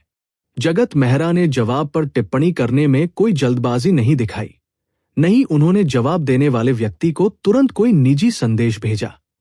उन्होंने लाइक, ऐड या धन्यवाद भी नहीं दिया। उसने सबसे पहले उस व्यक्ति की प्रोफाइल तस्वीर पर क्लिक किया। कासुमी इन अगस्त आईडी के बगल में एक महिला प्रतीक के अलावा कोई अन्य जानकारी नहीं थी जो किसी और चीज को दर्शाता था। नीचे 2 उत्तर, 0 प्रश्न, 0 लेख, 0 कॉलम और 0 विचार थे।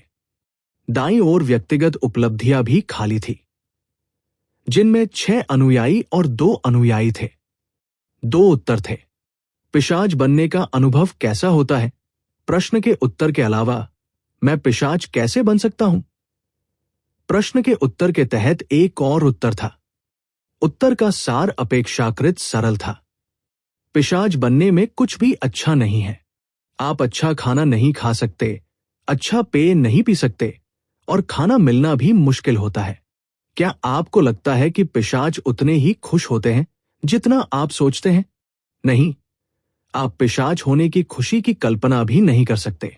आईडी और दोनों उत्तरों की शैली के आधार पर जगत मेहरा ने अपने मन में एक मजाकिया लड़की की छवि बनाई।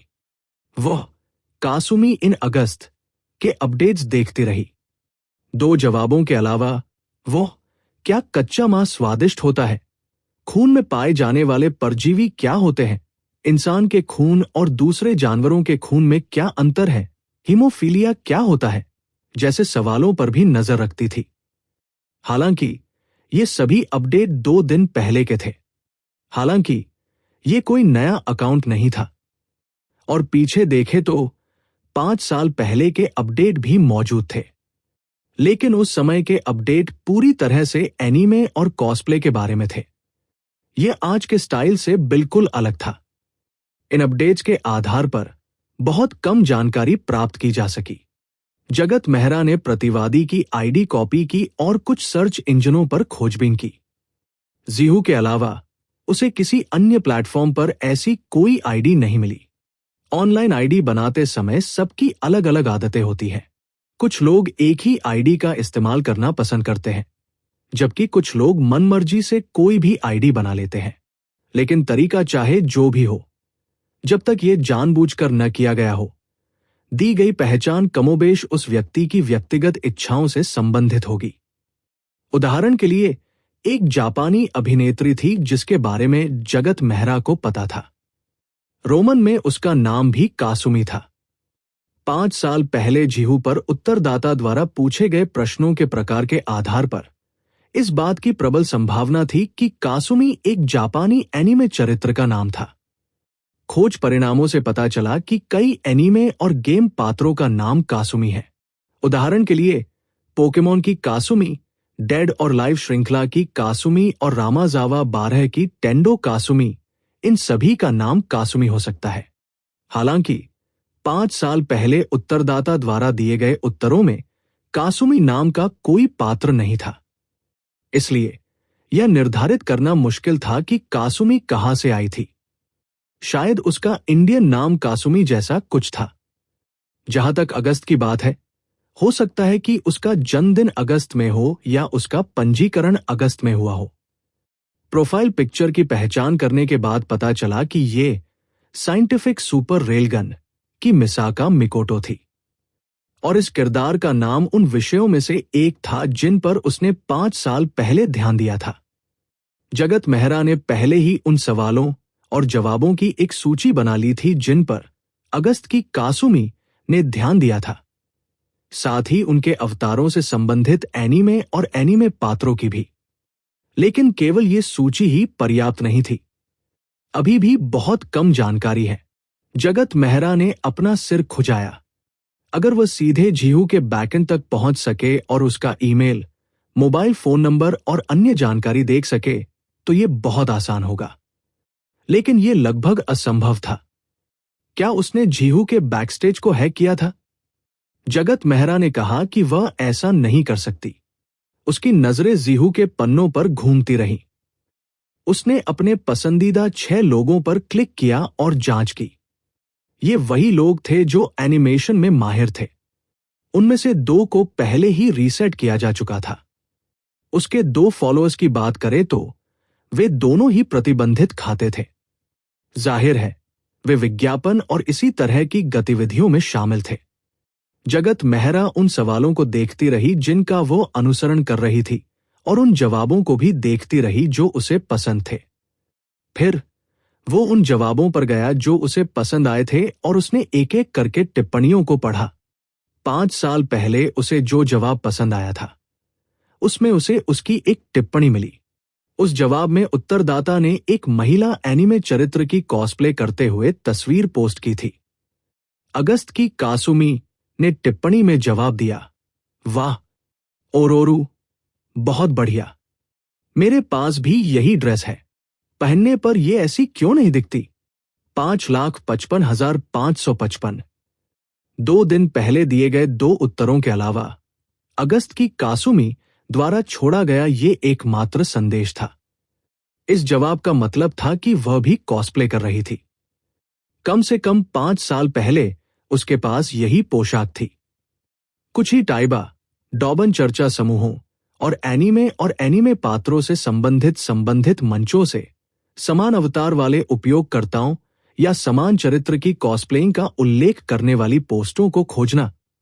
जैसे ही जगत मेहरा नियमों के बारे में सोचने लगा, उसने उत्तरदाता द्वारा दिए गए उत्तर में मौजूद कॉस्प्ले की तस्वीर को सहेज लिया और खोज शुरू कर दी। एक एक करके नतीजों को खंगालने के बाद जगत मेहरा को अचानक एक खास एनीमे फोरम में एक पोस्ट मिली। मूल पोस्टकर्ता ने मुख्य पोस्ट में वही तस्वीर पोस्ट करने के बाद अपना चेहरा ढके हुए एक और तस्वीर पोस्ट की। फिर एक रोने वाला इमोजी भी था। 5,55,555।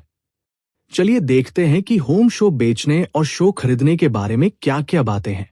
दूसरों का कॉस्प्ले और मेरा कॉस्प्ले। हम दोनों एक ही किरदार और एक ही पोशाक में कॉस्प्ले कर रहे हैं, फिर भी इतना बड़ा अंतर क्यों है? 5 इंच और विस्मय बोधक चिन्हों की पंक्ति ने तुरंत जगत मेहरा का ध्यान आकर्षित किया। फिर उसने full time magical girl L के सभी पोस्ट और रिप्लाई खोजना शुरू किया। उसे कई इमोजी मिले जिनमें ओरोरू इमोजी भी शामिल था, जिसका इस्तेमाल जीहू के कमेंट्स में भी कई बार किया गया था। हालांकि कोई प्रत्यक्ष प्रमाण नहीं था, लेकिन जगत मेहरा की अंतरात्मा ने उसे बताया कि ये अगस्त की कासुमी थी। उसने जीहू की तुलना में उस फोरम पर ज्यादा पोस्ट किए थे। उसे न केवल वो क्यू ईमेल मिला जो उसने संसाधनों के लिए भेजा था, बल्कि उसे यह भी पता चला कि उसका जन्मदिन 11 अगस्त को था। उसने कहा था कि किसी खास साल में 11 अगस्त को उसका जन्मदिन था। उसने खोज जारी रखी और उस शहर का पता लगा लिया जहां वह थी। उसे यह भी पता चला कि 5 साल पहले वह मिडिल स्कूल के दूसरे वर्ष में पढ़ रही थी। फिर इस जानकारी का उपयोग करते हुए उसने उसका इंस्टाग्राम अकाउंट ढूंढ लिया। कुछ साल पहले इंस्टाग्राम पर पोस्ट की गई एक तस्वीर पर मौजूद @कसमी वाटरमार्क से उसे पता चला कि उसने पहले जिस आईडी का इस्तेमाल किया था उसमें कासुमी कीवर्ड था। इससे पुष्टि हो गई कि वह अगस्त की कासुमी थी। फिर उसने उसके इंस्टाग्राम प्रोफाइल को स्क्रॉल किया और उसकी सेल्फी देखी। वो एक युवा और हंसमुख लड़की लग रही थी। उसने कुछ तस्वीरों से उसके स्कूल का नाम पता लगाया। अन्य लोगों के साथ उसकी बातचीत से उसे पता चला कि उसका असली नाम सुरभि गोयल था और वो किस कक्षा में पढ़ती थी।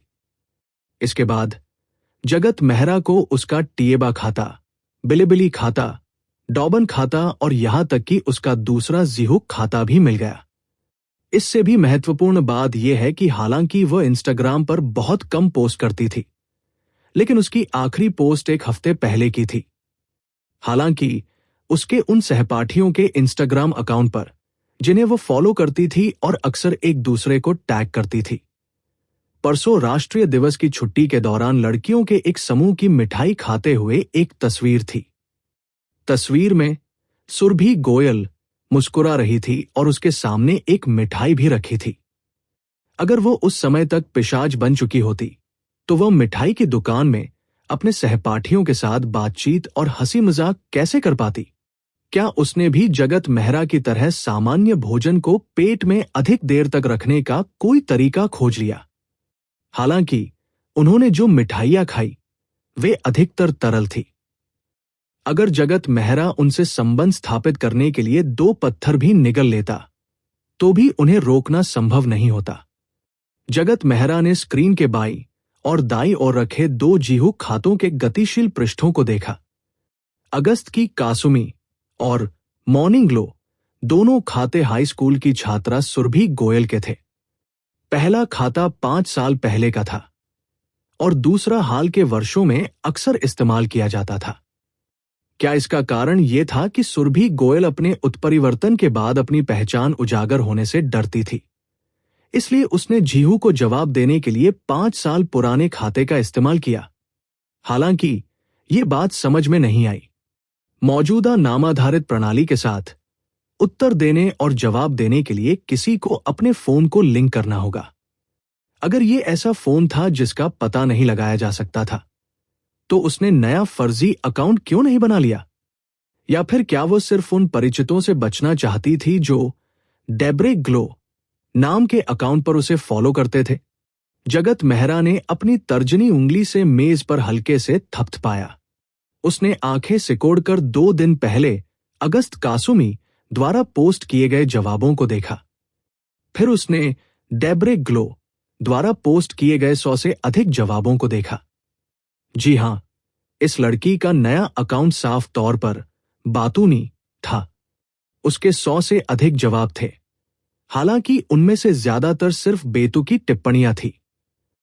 अगस्त कासुमी द्वारा दिए गए दोनों उत्तरों की शैली स्पष्ट रूप से सुरभि गोयल की शैली से भिन्न थी। अगर सिर्फ 5 साल पहले से ही कुछ अलग होता तो ये कहा जा सकता था कि मिडिल स्कूल के दूसरे साल में पढ़ने वाली एक लड़की हाई स्कूल के तीसरे साल में आते आते काफी बदल गई थी। हालांकि जगत मेहरा के पास अब उसके दूसरे जीहू अकाउंट से आए जवाब और विभिन्न सोशल मीडिया प्लेटफॉर्म पर भेजे गए उसके संदेश भी थे। वह इस बात की पुष्टि कर सकता था कि वे दोनों जवाब असली सुरभि गोयल ने नहीं भेजे थे। हालांकि जिस व्यक्ति को ढूंढने में उसने इतनी मेहनत की थी उससे प्रश्न का उत्तर नहीं मिला, फिर भी जगत मेहरा बिल्कुल निराश नहीं हुआ। नकारात्मक उत्तर भी एक उत्तर ही होता है। कभी कभी नकारात्मक उत्तर सकारात्मक उत्तर से अधिक जानकारी दे सकता है। जगत मेहरा ने इस संभावना को खारिज कर दिया कि सुरभि गोयल के किसी करीबी ने उसके पुराने खाते का इस्तेमाल किया होगा। 5 साल बीत चुके थे। हो सकता है उसे अपना पासवर्ड भी याद ना हो, दूसरों का तो बिल्कुल भी नहीं। इसके अलावा इस बात की भी प्रबल संभावना है कि जब उसने इस खाते का इस्तेमाल किया था तब वो माध्यमिक विद्यालय के दूसरे वर्ष में थी और उसने अपने फोन को इससे लिंक नहीं किया था। इसलिए बेहतर होगा कि वह इस्तेमाल करने के लिए एक नया खाता पंजीकृत कर ले। तो फिर कोई इस खाते का इस्तेमाल करके ऐसा जवाब क्यों पोस्ट करेगा? जवाब से ऐसा लगता है कि इसे पोस्ट करने वाला व्यक्ति संभवतः जगत मेहरा की तरह कोई म्यूटेंट या वैम्पायर था। अगर वह सिर्फ अपने जैसे लोगों से संपर्क करना चाहता था तो वह एक नया अकाउंट बना सकता था। दूसरा अकाउंट बनाने की कोई जरूरत नहीं थी। इसके अलावा इन दोनों प्रतिक्रियाओं की सामग्री जानबूझकर एक लड़की की नकल करती हुई प्रतीत हुई। शायद पर्दे के पीछे कोई ऐसा हट्टा कट्टा आदमी था जो जगत मेहरा से भी ज्यादा ताकतवर था। क्या किसी छोटी बच्ची के अकाउंट का इस्तेमाल करके और उसी लहजे में उन बातों को पोस्ट करके दूसरों को ये सोचने पर मजबूर करना था कि उन 2 जवाबों को पोस्ट करने वाली कोई नौसिखिया वैम्पायर है जो अभी अभी वैम्पायर बनी है और उसे कुछ भी पता नहीं है? एक नए फर्जी खाते की तुलना में जिसमें कोई रिकॉर्ड ना हो, यह स्पष्ट था कि रिकॉर्ड वाला एक पुराना आईडी कार्ड अधिक भरोसेमंद था। जगत मेहरा को वह एहसास याद आया जो उसे पहली बार विशाल उल्लू को देखकर हुआ था। उसे याद आया कि कैसे विशाल उल्लू ने इंसानों की नजर में आने का जोखिम उठाते हुए उसे ढूंढने के लिए मानव बस्ती की ओर रुख किया था। दो शब्द मेरे मन में आए, शिकार और मछली पकड़ना। हालांकि जगत मेहरा के अनुमान के अनुसार इसके पीछे सरकार का हाथ नहीं होना चाहिए। जगत मेहरा की बुद्धि ने उसे बताया कि वह उस व्यक्ति से बिल्कुल भी संपर्क नहीं कर सकता।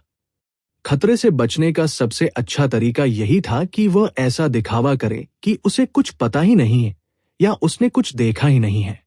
सबसे सुरक्षित तरीका यही था कि चुपचाप एक तरफ खड़े होकर जवाब को देखा जाए, यानी सवाल का जवाब देने वाले व्यक्ति को ध्यान से देखा जाए।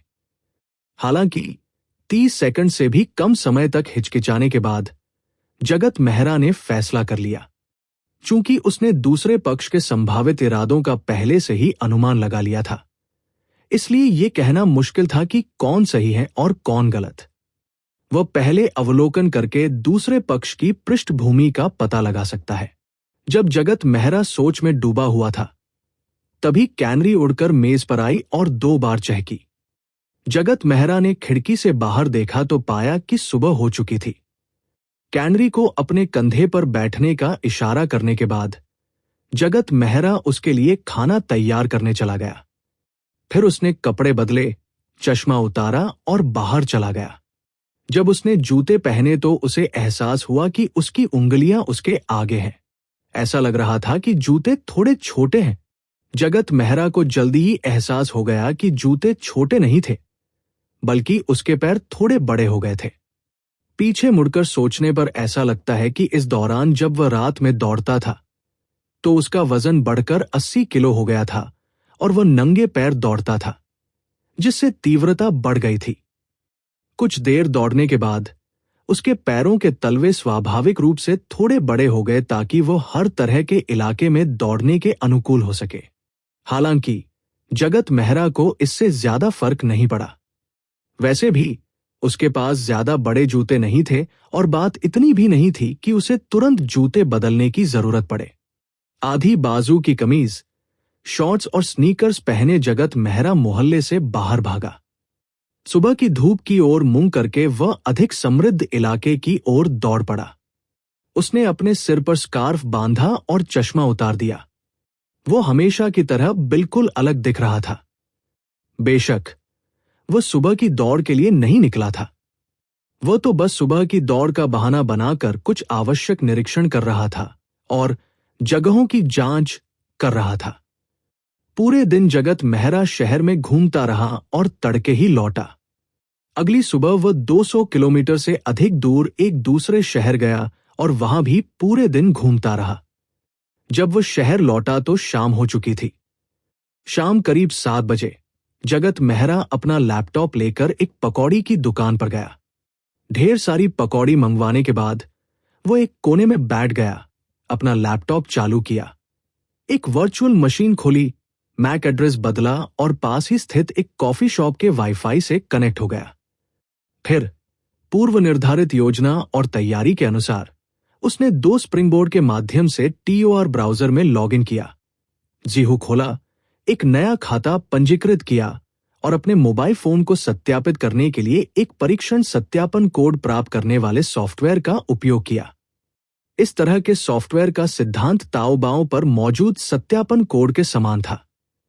इसमें पीछे की तरफ एक कैट पूल जैसे उपकरण और विभिन्न चैनलों के कई मोबाइल फोन कार्ड शामिल थे। इसका उपयोग कई प्रकार के सामूहिक पंजीकरण और सत्यापन के लिए किया जा सकता था। उदाहरण के लिए इंटरनेट वाटर आर्मी का इस्तेमाल समीक्षाओं को बढ़ावा देने और बड़ी संख्या में कूपन चुराने के लिए किया जाता था। इनमें से कई लोग इसी तरह के सॉफ्टवेयर का इस्तेमाल करते थे। यह अवैध उत्पादन का हिस्सा था। हालांकि जगत मेहरा का ऐप केवल एक परीक्षण संस्करण था। इसका उपयोग हर 24 घंटे में केवल एक बार किया जा सकता था और उसी नंबर से इसे दोबारा सत्यापित नहीं किया जा सकता था। अगर कोई इस नंबर की जांच करना चाहे तो इस बात की बहुत अधिक संभावना है कि उन्हें लोकेशन न मिले। अगर मिल भी जाए तो भी वे इसे जगत मेहरा से नहीं जोड़ पाएंगे। आखिर उसने इसके लिए पैसे तो नहीं दिए थे। जब तक उसने उस नंबर से जुड़े जीहू खाते का इस्तेमाल नहीं किया, तब तक सब ठीक था। नए पंजीकृत खाते का उपयोग करते हुए उसने अगस्त कासुमी को एक निजी संदेश भेजा और प्रतीक्षा करने लगा। अगर अगस्त कासुमी सचमुच एक पिशाच थी जो मछली पकड़ने की तैयारी कर रही थी, तो उसे जवाब देने में ज्यादा समय नहीं लगना चाहिए था। उत्परिवर्तन के बाद जगत मेहरा को भ्रम की बीमारी हो गई थी। चाहे उसे किसी भी परिस्थिति का सामना करना पड़े, वो हमेशा सबसे बुरे परिणाम के बारे में सोचता था। अगर पर्दे के पीछे छिपे उस व्यक्ति को, जिस पर अवैध रूप से डेटा चुराने का संदेह था, किसी और का जीहू खाता मिल सकता है, तो उसे इंटरनेट का अच्छा खासा ज्ञान होना चाहिए। इसलिए यह अनुमान लगाया गया कि वह एक शक्तिशाली हैकर था। हालांकि जीहू के निजी संदेशों के माध्यम से दूसरे पक्ष द्वारा जगत मेहरा का विशिष्ट आईपी पता लगाने की संभावना अधिक नहीं थी, खासकर जब उसने कई तैयारियां की थी। फिर भी उसने मान लिया कि दूसरे पक्ष के पास आधिकारिक चैनलों का उपयोग करने की क्षमता है और वह उसका वास्तविक आईपी पता लगा सकता है। ऐसी परिस्थितियों में दूसरे पक्ष का पहला भौतिक लक्ष्य, जो कि वह कॉफी शॉप भी थी जहां उसने वाईफाई का मुफ्त इस्तेमाल किया था, कॉफी शॉप के निगरानी वीडियो के माध्यम से ग्राहकों की खोज करने और फिर राउटर पर डिवाइस एक्सेस रिकॉर्ड की जांच करने में सक्षम हो सकता है। हालांकि जगत मेहरा कॉफी शॉप में नहीं था। दूसरी बात, वाईफाई से जुड़े उसके डिवाइस का मैक एड्रेस बदल दिया गया था। अपना काम खत्म करने के बाद वो वर्चुअल मशीन को डिलीट कर देगा और उसका पता लगाना मुश्किल हो जाएगा। यहां तक कि इस पकौड़ी की दुकान को भी उन्होंने सोच समझकर चुना था, क्योंकि यहां कोई निगरानी कैमरे नहीं थे। दुकान के कोने में लगे 2 निगरानी कैमरे सिर्फ सजावट के लिए थे। इसके अलावा उसने टोपी पहन रखी थी और नए कपड़े और जूते भी पहन लिए थे। उसने पहले से ही पूरी तैयारी कर ली थी और जानता था कि सड़क के दोनों ओर लगे सुरक्षा कैमरों और दुकानों के निगरानी कैमरों से कैसे बचना है। अगर वह कैमरे में कैद भी हो जाता तो सिर्फ उसकी पीठ ही दिखाई देती। उसने लगभग सभी संभावित परिदृश्यों पर विचार कर लिया था। कम से कम उसे यह विश्वास था कि वह अजेय स्थिति में है। अगर उसे घुसपैठ करने या ऐसा ही कुछ करने को कहा जाए तो शायद वह ऐसा न कर पाए, लेकिन अगर उसे अपने कंप्यूटर की सुरक्षा करने को कहा जाए तो यह कोई बड़ी समस्या नहीं होगी। जगत मेहरा जानता था कि उद्योग से बाहर के कई लोगों की नजर में हैकर्स ही सबसे अच्छे प्रोग्रामर होते हैं। आमतौर पर अतिथि की उपाधि वाले लोग राजा होते थे। हैकर की उपाधि वाले लोग विशेषज्ञ होते थे। इंजीनियर या आर्किटेक्ट की उपाधि वाले सभी लोग हारे हुए माने जाते थे। हालांकि एक कुशल प्रोग्रामर और एक कुशल हैकर में कोई अंतर नहीं था। फर्क सिर्फ इतना था कि वे अलग अलग क्षेत्रों में विशेषज्ञ थे। एक आवश्यकताओं को पूरा करने और उन्हें साकार करने के तरीके सोचता और सिस्टम बनाता। दूसरा खामियों को ढूंढने और उनका फायदा उठाने तथा सिस्टम में घुसपैठ करने के लिए दिमाग खपाता। एक निर्माण का अध्ययन करता जबकि दूसरा सुरक्षा का अध्ययन करता। इन दोनों के बीच कोई स्पष्ट सीमा रेखा नहीं थी। हैकर्स प्रोग्रामर्स का ही एक उपसमूह थे। प्रोग्रामर्स किसी भी समय हैकर बन सकते थे। उनकी रुचियां और विशेषज्ञताएं बिल्कुल अलग थी। जब जगत मेहरा मिडिल स्कूल में था, तब वो फिल्मों और उपन्यासों में दिखने वाले आकर्षक हैकर्स से बहुत प्रभावित था। वो कल्पना करता था कि वो पूरी दुनिया के कंप्यूटरों को हैक कर रहा है, स्क्रीन के पीछे से सब कुछ नियंत्रित कर रहा है और पर्दे के पीछे का मास्टरमाइंड है। कभी कभी वो ट्यूटोरियल के अनुसार खराब पासवर्ड और कम रखरखाव वाली कुछ वेबसाइटों को हैक कर लेता था, लेकिन असल में वो कुछ नहीं करता था। मूल रूप से वो बस इधर उधर घूमता, ताकझांक करता और अपनी मौजूदगी का सबूत देने के लिए एक TXT या JPG फाइल छोड़ देता था। वो स्क्रिप्टिंग में बिल्कुल नौसिखिया था। वर्तमान में जगत Mehra SQL injection, cross site scripting, buffer overflow, heap spray आदि जैसे शब्दों से अच्छी तरह परिचित था। वो इनके पीछे के सिद्धांतों को भी जानता था, लेकिन फिलहाल वह किसी विशिष्ट लक्ष्य पर हमला या आक्रमण नहीं कर सकता था। न केवल उनकी सोचने की आदतें अलग थी, बल्कि खामियों को समझने और उनका इस्तेमाल करने का तरीका भी अलग था। उनमें अनुभव की भी काफी कमी थी। उदाहरण के लिए, उनके पास कई बैकअप तरीके, आरक्षित गुप्त रास्ते, सामाजिक कार्य पुस्तकालयों के विभिन्न स्तर और खुद या दूसरों द्वारा बनाए गए विशेष उपकरण थे। ये सब चीजें थोड़े समय में नहीं की जा सकती थी। बेशक शीर्ष हैकर्स शक्तिशाली तो थे, लेकिन सर्वशक्तिमान नहीं थे। उदाहरण के लिए, अगर कोई आपके घर में घुसना चाहे तो वो आम तौर पर हथौड़े से दरवाजा नहीं तोड़ेगा। वो या तो कुरियर होने का नाटक करेगा, पानी का मीटर चेक करेगा, बिजली का बिल भरेगा, कंप्यूटर ठीक करेगा, या खाना डिलीवर करने आएगा। या फिर जब आप बाहर गए हो या सो रहे हो, तब घर की कमजोर सुरक्षा और ढांचागत खामियों का फायदा उठाकर खिड़की से अंदर घुस जाएगा और मास्टर चाबी से दरवाजा खोल देगा। यहां तक कि जब आप किराने का सामान खरीदकर घर लौटेंगे, तब भी वह आपके पीछे पीछे चुपके से अंदर घुस जाएगा और आपके साथ घर में प्रवेश कर जाएगा।